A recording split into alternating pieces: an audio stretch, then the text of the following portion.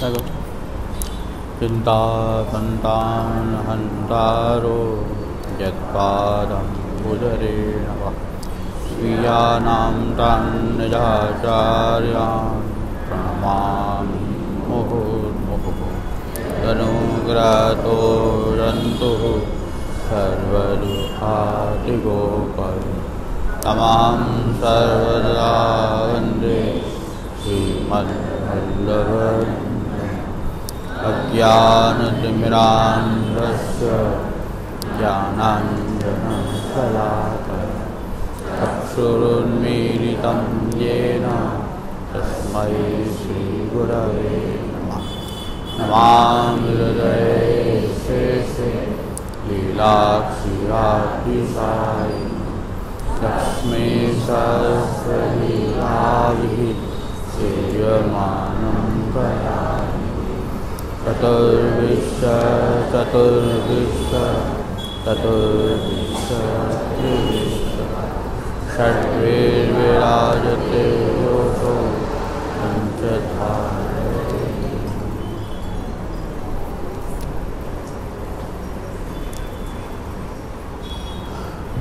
ગઈ વખતે આપણે આપણો જે અધ્યયનની આખી જે રૂપરેખા છે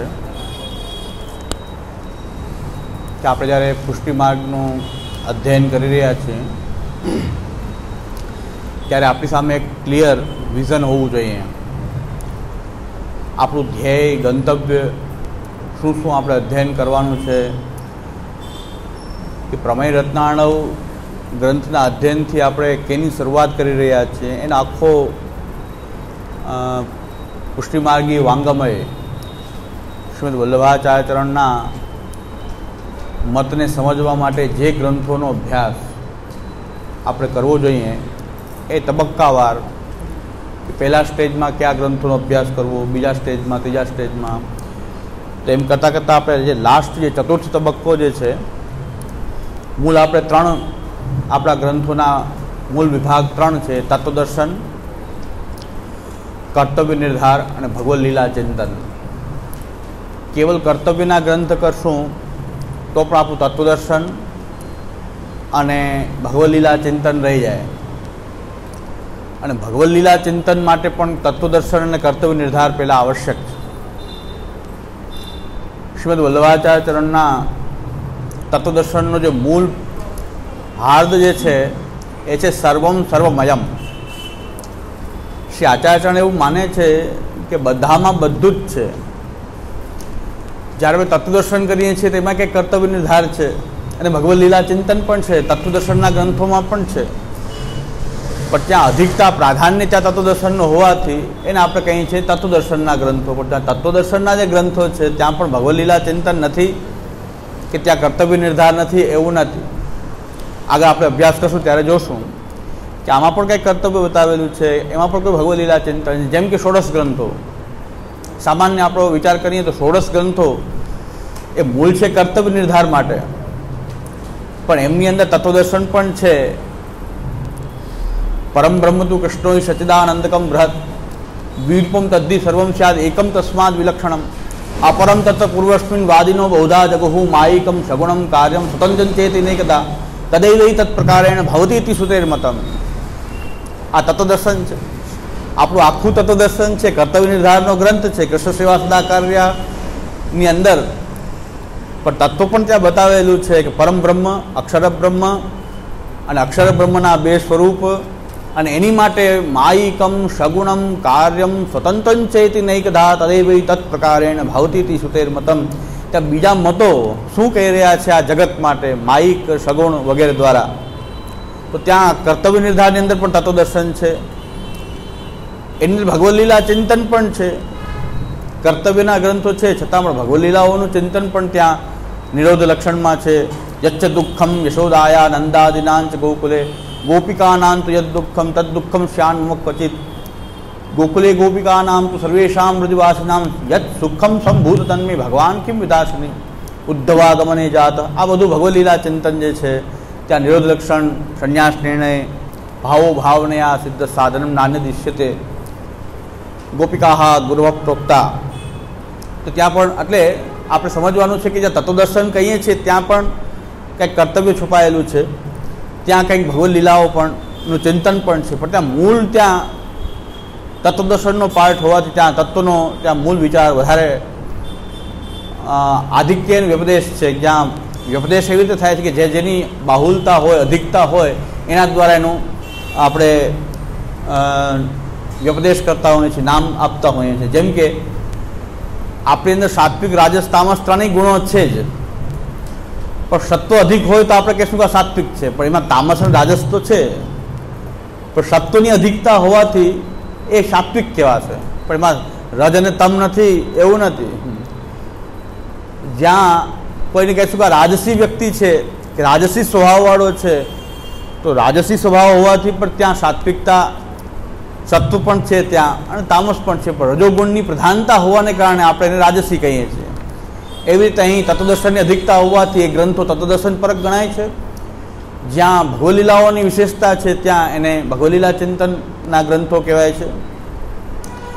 કર્તવ્ય નિર્ધાર જ્યાં મુખ્યત્વે કહેવાયેલું હોય એને કર્તવ્ય નિર્ધાર કહેવાય છે. આ 3 પાર્ટ છે. લાસ્ટ જે છેલ્લો તબક્કો જે આપણો છે, ચતુર્થ તબક્કો, એની અંદર આપણે એને નામ આપીએ છીએ વિશારદ, અને એની અંદર તત્વ નિર્ધાર માટે પુરુષોત્તમજીની અવતાર વાદાવલી. તત્વદર્શનમાં શ્રી પુરુષોત્તમજીની અવતાર વાદાવલી અને પ્રસ્થાન રત્નાકર. કર્તવ્ય નિર્ધારમાં પ્રથમ, દ્વિતીય, તૃતીય, એકાદશ સ્કંદના સુબોધની, પ્રથમ, દ્વિતીય, તૃતીય અને એકાદશ સ્કંદ એમના સુબોધની જે છે એ આપણી માટે ત્યાં કર્તવ્ય નિર્ધારના ગ્રંથોમાં આવે છે. અને બાકી રહેલા સંપૂર્ણ સુબોધની ભગવદ લીલા ચિંતન માટે સુબોધનીજી સંપૂર્ણ.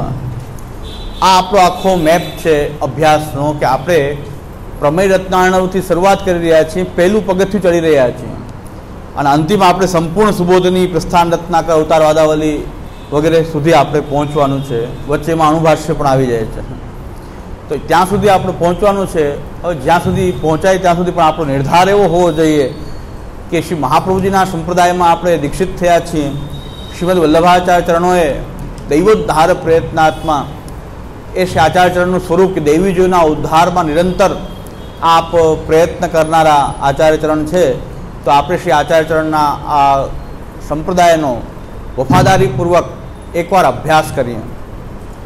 બધા લોકોને લીલામાં જવું છે ને કંઈક કરવું છે, ફંદ ઘણા કરે છે, પણ પહેલાં શ્રી આચાર્યચરણોએ જે આપણને આપ્યો છે સંપ્રદાય, એ સંપ્રદાયને બરાબર. ગયા વખતે પણ મારું કહેવાનું એ જ હતું કે લીલા પ્રાપ્તિ વગેરે આપણે લક્ષ્ય બનાવીને ભલે બેઠા હોઈએ, પણ પહેલાં તો આપણા હાથમાં જે આ સંપ્રદાય છે, આ ગ્રંથો છે, શ્રી આચાર્યચરણનું જે વાંગમય સ્વરૂપ જે છે એનો આપણે સંગ કરીએ. અને સાનિધ્ય માત્ર દત્ત શ્રી કૃષ્ણ પ્રેમા વિમુક્તિદા. શ્રી આચાર્યચરણ તો સાનિધ્ય માત્રથી કૃષ્ણ પ્રેમનું દાન કરે છે, પણ અત્યારે શ્રી આચાર્યચરણનું સાનિધ્ય આપણને આ ગ્રંથોથી પ્રાપ્ત છે. તો આ ગ્રંથોથી શ્રી આચાર્યચરણનું સાનિધ્ય પ્રાપ્ત કરીએ, અને આચાર્યચરણનો જે આખો સંપ્રદાય છે એનો વફાદારીપૂર્વક આપણે અભ્યાસ કરીએ. શ્રી આચાર્યચરણે બી આપણી પર કૃપા કરી છે કે આપણે એવો નિર્ધાર જાગ્યો કે અભ્યાસ શરૂ કરીએ. તો પ્રમેય રત્નાર્ણવ ઘણા કહે છે બહુ અઘરો ગ્રંથ છે, પણ આ તો આપણી શરૂઆત છે, એબીસીડી છે. પ્રમેય રત્નાર્ણવ અઘરું લાગશે તો પછી આગળ આપણે આ અવતાર વાદાવલી, પ્રસ્થાન રત્નાકર, સુબોધની, અણુભાષ્ય, તો બહુ દૂરની કથા થઈ જશે તો પછી. પણ આ તો આપણી શરૂઆત છે. હવે કોઈ પણ વસ્તુ અઘરી કે સહેલી હોતી નથી. પહેલી વસ્તુ કહી દઉં, કોઈ પણ વસ્તુ અઘરી કે સહેલી હોતી નથી. આપણો નિર્ધાર હોવો જોઈએ. અઘરી હોય તો ન સમજાય, બીજું તો શું થાય કે ન સમજાય, તો 10 વાર આપણે એને પૂછવાની છૂટ છે, પણ આપણે સમજવું છે. સમજ્યા વગર ચાલશે નહીં. એક વખત એવી આપણને જરૂરિયાત ઉત્પન્ન થાય ગ્રંથની કે આના વગર ચાલશે નહીં, ગમે એટલું અઘરું હોય, પણ આના વગર ચાલવા નથી. આપણે અભ્યાસ કર્યા વગર પુષ્ટિમાર્ગી બનવાના નથી. એવું મનમાં આપણને એવી દ્રઢતા હોય તો 1 વાર નહીં તો 10 વાર, એ 10 વાર પૂછવાની છૂટ છે. અને 10 વારની 100 વાર પણ મારી સમજાવવાની ફરજ છે. બહુ ઉપકાર નથી, પણ મારું કર્તવ્ય છે કે 100 વાર સમજાવવું જોઈએ, ન સમજાય તો. પણ સમજવા માટે હવે અઘરું છે એટલે મૂકી દઈએ તો પછી આ સંઘ ક્યારેય દ્વારકા પહોંચે નહીં. ક્યારેય આ સંઘ દ્વારકા પહોંચે નહીં. ભાઈ અઘરું કે સહેલું કંઈ હોતું નથી. એક તો રસ હોવો જોઈએ, ઉપરાંત જિજ્ઞાસા હોવી જોઈએ, નિર્ધાર હોવો જોઈએ, અને એના વગર ચાલશે જ નહીં. એના વગર ચાલે જ નહીં એટલી આપણને જરૂરિયાત હોવી જોઈએ, તો અવશ્ય રસ્તો નીકળી જાય છે. એકવાર ન સમજાય 10 વાર 5 વાર 10 વાર એનો વિચાર કરીને જેટલી વાર આપણે વિચાર કરશું એટલી વાર શ્રી આચાર્યની વાણીનું જ અવગાહન કરવાનું છે. એક તો નિર્ધાર છે કે જેટલી વાર વાણી 10 વાર પણ આપણે વાંચશું તો શ્રી મહાપ્રભુજીની આ વાણી છે એનાથી તો કંઈ આપણે વિમુખ થવાના નથી. વાણીનો સંગ તો થવાનો જ છે. પછી સમજાય કે ન સમજાય, વારંવાર ન સમજાય તો વધારે સારું, કે વધારે વાર આપણે એનું પુનરાવર્તન કરીએ, વધારે એમાં સમય આપણો વ્યતીત થાય, એનો આનંદ લઈએ. એટલે પૂજ્ય શ્યામુદાએ એમ આજ્ઞા કરી કે ભાઈ મર્યાદા માર્ગ જે છે એ પાર ઉતરવાનો માર્ગ છે, મોક્ષના પારમાં પહોંચવાનો માર્ગ છે, અને પુષ્ટિ માર્ગ જે છે એ પરમાનંદ રૂપ જે સાગર છે એમાં સતત વિહાર કરવાનો એ આ માર્ગ છે, કે એમનો આનંદ લેવાનો માર્ગ. સેવા કથા દ્વારા નિરંતર એનો આનંદ લેતા રહીએ. પાર પહોંચવું નથી. પાર પહોંચી જશું તો મર્યાદા માર્ગ થઈ ગયો, તો એ આપણે મુક્તિ થઈ ગઈ. આપણે આમાં રહેવા માંગીએ છીએ. મમ ઉત્તમ શ્લોક જનેશ સખ્યમ સંસાર ચક્રે ભ્રમત સ્વકર્મ ભીહી તન માયા આત્મા આત્મજદાર ગેહે સ્વાસક્ત ચિત્તસ્ય રનાથ ભૂયાત. એમાં ગુસાઈજીએ આજ્ઞા કરી કે ભાઈ વારંવાર સંસારમાં આવવું પડે તો કોઈ ચિંતાની વાત નથી, પણ એટલી કૃપા પ્રભુની થાય કે જ્યારે જ્યારે કોઈ પરિવાર પ્રાપ્ત થાય એ બધા જ પરિવાર ભગવત સેવા અનુકૂળ હોય અને એની સાથે રહીને ભગવત સેવા કરીએ તો સંસારના ચક્રમાં આવવું પણ બાધક નથી, એ પણ બંધન નથી. તો આપણો પુષ્ટિ માર્ગ તો આપણી અંદર એટલો વિશ્વાસ જગાવે છે.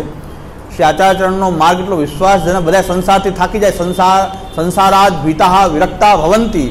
શ્રી આચાર્યચરણ કહે છે કે બધા લોકો જ્ઞાની જે છે એ સંસારથી ડર રાખી અને વિરક્ત થઈ જાય છે. આપણે ડરતા નથી, આપણે એનો મુકાબલો કરીએ છીએ વિવેક ધૈર્ય સતમ રક્ષણી તથાશ્રય દ્વારા, કે સંસારાદ ભીતા વિરક્તા ભવંતી. એવા આપણે જ્ઞાની નથી થતા કે આપણે સંસારથી ડરીને એ વૈરાગ્યવાળા થઈ જાય. પણ આપણે તો સંસારમાં રહીને આ સંસાર પણ ભગવાન સાથે જોડીને ભાગવત સમર્પિત જીવનના નિર્વાહ દ્વારા આપણે આ સંસારને પણ મમ ઉત્તમ શ્લોક જનેશ સખ્યમ, એ આ સંસારના બધા જ પદાર્થોને ભગવત સમર્પિત કરીને આપણે આપણી સાધના કરીએ છીએ. આપણે વિહાર કરનારા છીએ. શ્રી આચાર્યચરણના માર્ગમાં ક્યાંય પહોંચવું નથી. સેવા કથામય આપણું જીવન સતત બન્યું રહે, એ જ પુષ્ટિ માર્ગી ફલાવસ્થા છે. એટલે અંતિમ તબક્કાની અંદર અવતાર વાદાવલી પ્રસ્થાન રત્નાકર તત્વદર્શનમાં છે. પ્રથમ દ્વિતીય તૃતીય એકાદશ સ્કંદ સુબોધની જે છે એ કર્તવ્ય નિર્ધારના ગ્રંથમાં આવશે, અને છેલ્લે સંપૂર્ણ બાકીના બધા જ સુબોધનીજી એ ભગવદ લીલા ચિંતનમાં આવશે. એટલે આપણો આખો આ મેપ છે એ સતત આનું ચિંતન કરી, આનો પાઠ કરીએ કે આપણે અહીં પહોંચવાનું છે. આ સતત આપણે જિજ્ઞાસા જગાવવા માટે જે એપેટાઇઝર છે કે આપણો આ અભ્યાસક્રમ છે. પછી 5 વર્ષે 10 વર્ષે જ્યારે પણ પ્રભુ કરાવે, પણ અહીં સુધી પહોંચવા માટે આપણે પ્રમેય રત્નાણવથી શરૂઆત કરીએ છીએ. હવે આપણો વિષય શરૂ કરીએ છીએ પ્રમેય રત્નાણવ.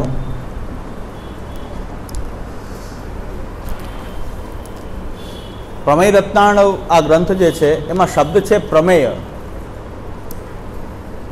રત્ન અને એનો સાગર અર્ણવ. પ્રમેય રત્નાર્ણવ. પ્રમેય શું, એના માટે આપણે ખાસ વિચાર કરવો પડશે કે પ્રમેય એટલે શું. એની સાથે બીજા શબ્દો જે છે પ્રમાણ, પ્રમાતા, પ્રમિતિ, આ બધા શબ્દો પણ આની સાથે જોડાયેલા શબ્દો જે છે. આજે આપણે આ હેડિંગ સમજવામાં આપણો લગભગ સમય આજે જશે, પછી મંગલાચરણ થાય કે ન થાય.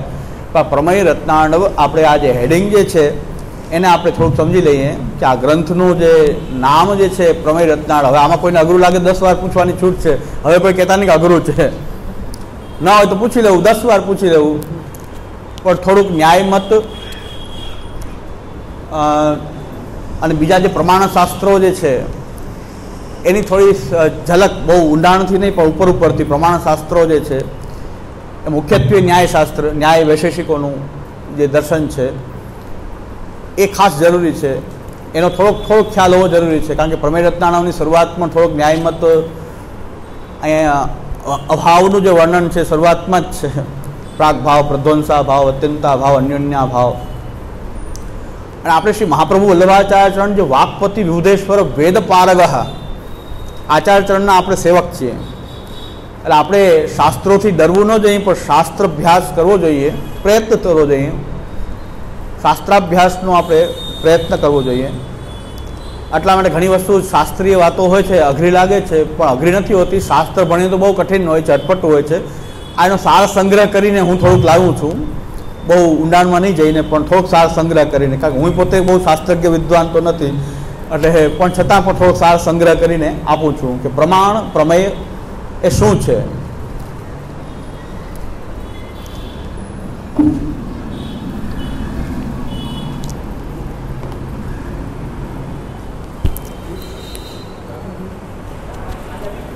આવશે.